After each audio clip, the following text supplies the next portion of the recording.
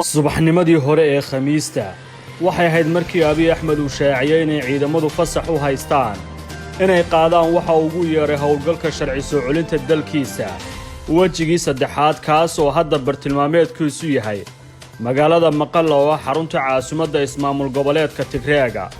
dad badan ayaana walaac ka muujiyay marxaladda magaalada lagu dagaalamayo haddaba waa tuma magaalada Maqalle 1990kii waxay ahayd meel dhiig iyo dagaal jooga dadkeedu ma haysan xorriyad iska dhaaf hadale waana xilliga ay TPLF dagaalka hubaysan kula jirtay kaligi taliyihii Mingista Haile Mariam magaaladani waa mid qurux badan 27kii sano ee la soo dhaafay ayay ku jirtay kobac weyn oo dhinacyo badan leh Maqalle waxay 1991 bilowgiisii isdhaafisay wixii dhib ahaa ee ay soo martay waxayna gashay nolol dib u kabasho xoog leh hadda waxaa ku yaala 10 warshadood oo wax soo saarkooda u iibgeeya gudaha dalka Itoobiya goobaha dalxiiska ee ugu badan ee Itoobiya ayay hooy u tahay dadka ku noolna waa nus milyuun qof sida lagu sheegay tirakoobkii ugu dambeeyay ee dalkaasi laga sameeyay dadka magaaladani waxay haysteen xorriyad aan faafreeb lahayn 27kii sano ee la soo dhaafay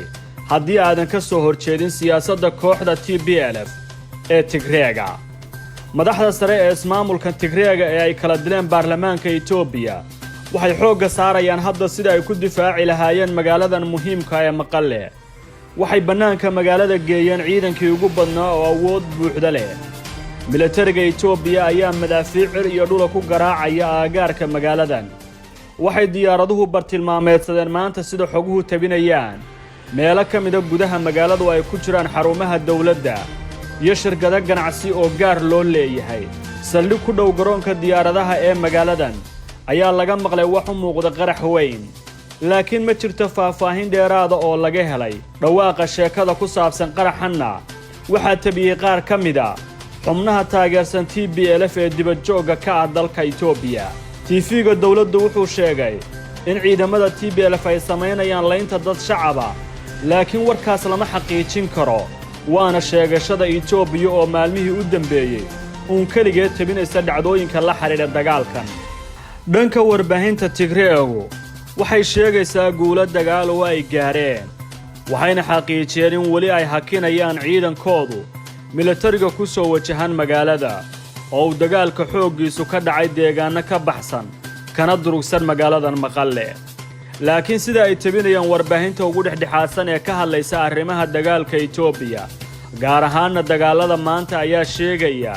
in dagaalka xooggiisu uu ka dhacay magaaladan yar ee Agullo oo wax ka yar 37 kiiloomitir u jirta magaalada Maqalle halkan waa meeshii ciidamada militariga Itoobiya ay ku joogsadeen 4 maalmood ka hor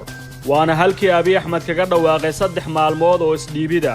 oo loo jeediyay hoggaanka TPLF dagaalka ka socda magaaladan yar wuxuu muujinayaa inaysan jirin horumar dagaal oo ay sameeyeen militariga Itoobiya labada dhinacba sheegashooyinkooda iyo xaqiiqada ayaa kala fog waxaase dadka la socda dagaaladan ay xaroosta ka xariiqayaan inaysan si fudud ku dhici doonin wax badan maalmaha soo socda walwal weyn ayaa laga muujinayaa nooca dagaal ee lagu qaaday magaalada Maqalle cabsida ugu badanna waa inuu dhaco xasuuq iyo dambiyo dagaal oo dhinacyadu ay wada galaan TPLF ayaa cabsi laga qabaa inay bartilmaameedsato qabaa'ilada Tigreega qaarkood si ay dagaalka u geliso uguna muujiyaan in militarigu falkaas ka dambeeyaan laakiin Addis Ababa waxay sheegaysaa inay aad uga taxadarsan tahay inay waxyaabahan oo kala dhacaan ciidamada ayaa la sheegay in lagu amray inaysan hubka u adeegsan goobaha dadweynaha duqeymaha iyo madaafiicda goobta ee loo adeegsanaya dagaalkanna laga taxadaro in waxyeello shacab ka dhalato dhammaan taxadarada waa la qaadayaa si loo hubiyo goobaha hiddaha kuwa cibaadada goobaha tasiilaadka dadweynaha hay'adaha horumarinta iyo meelaha la degan yahay si loo bartilmaameedsan ayaa lagu sheegay war ka soo baxay dawladda oo lagu baahiyay TV-ga dawladda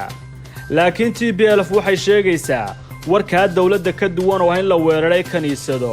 goobo dadweyne oo jaamacado ay ka mid yihiin iyo xarumaha dawladda sida muuqata dagaalka magaaladan Maqalle ma noqonayo mid si fudud ay dhinacyadu ku hantiyaan waxaana muuqata in dagaallo culus ay galaafan doonaan awoodda labada dhinac iyadoo ay dheer tahay cadaadiska caalamiga beesha caalamku waxay dalbanaysaa in la furo jidadka gargaarka aadanaha